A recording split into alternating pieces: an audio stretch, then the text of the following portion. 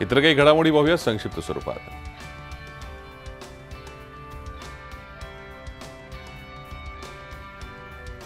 नांदेड महापालिका निवडणुकीसाठी आरक्षण सोडत पार पडली। येत्या ऑक्टोबर महिन्यात नांदेड पालिकेची निवडणूक होणार आहे। आरक्षणासाठी इच्छुकांनी देव पाण्यात ठेवले होते। 4 सदस्यीय रचनेप्रमाणे प्रभाग रचना करण्यात आली आहे। त्यात 50% महिला आरक्षणासह जातीनिहाय आरक्षण सोडत घेण्यात आली।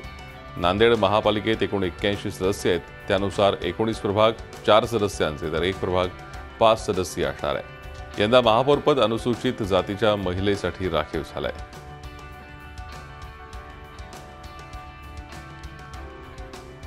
कोंढाणे धरण प्रकल्पाला स्थानिकांनी विरोध दर्शवलाय। मुंबईला लागून असलेल्या कर्जत तालुक्यात नागरीकरण वाढतंय। इथल्या पिण्याच्या पाण्याचा प्रश्न गंभीर होईल। त्यामुळे या धरणाचं पाणी कर्जतकरांना मिळालंच पाहिजे अशी आमची भूमिका असून हे धरण सिडकोला हस्तांतरित करू देणार नाही असा इशारा स्थानिक आमदार सुरेश लाड यांनी दिलाय। तर स्थानिकांना विश्वासात घेऊनच शासन याबाबतचा निर्णय करेल असं रायगडचे पालकमंत्री प्रकाश मेहता यांनी स्पष्ट केलंय।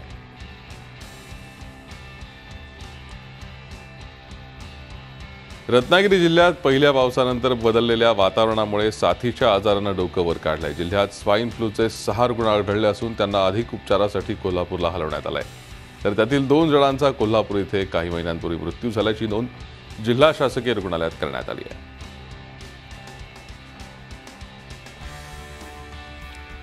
राज्याचे आरोग्यमंत्री दीपक सावंत अमरावती जिल्ह्याच्या दौऱ्यावर होते। या दौऱ्यादरम्यान शिवसैनिक आणि आपचे कार्यकर्ते एकमेकांना भिडले। आरोग्यमंत्री सावंत जिल्हास्तरीय रुग्णालयात पाहणीसाठी गेले होते। त्यावेळी आपच्या कार्यकर्त्यांनी विविध समस्यांबाबत मंत्र्यांना निवेदन दिलं। त्यानंतर आपच्या कार्यकर्त्यांनी घोषणाबाजी केली। यामुळे शिवसैनिक आणि आपचे कार्यकर्ते भिडले। शिवसैनिकांनी यावेळी आपच्या कार्यकर्त्यांना चोप दिला।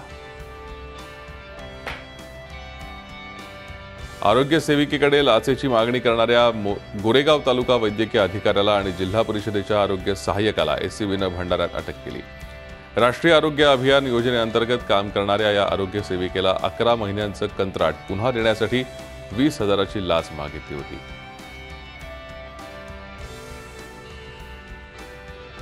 नवीन शर्तीची जमीन हस्तांतरण करण्यासाठी तक्रारदाराकडून 15,000ची लाच घेताना धुळे जिल्ह्यातील साक्री येथील नायब तहसीलदाराला नाशिक लाचलुचपत प्रतिबंधक विभागानं सापळा रचून रंगेहात पकडलाय। या कारवाईनं तहसीलदार कार्यालयात एकच खळबळ उडाली आहे।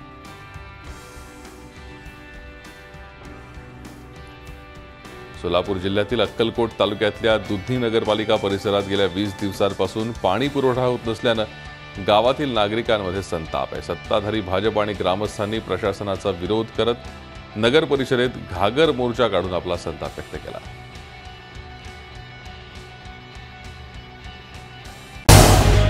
झी 24 तास रहा एक पाऊल पुढे।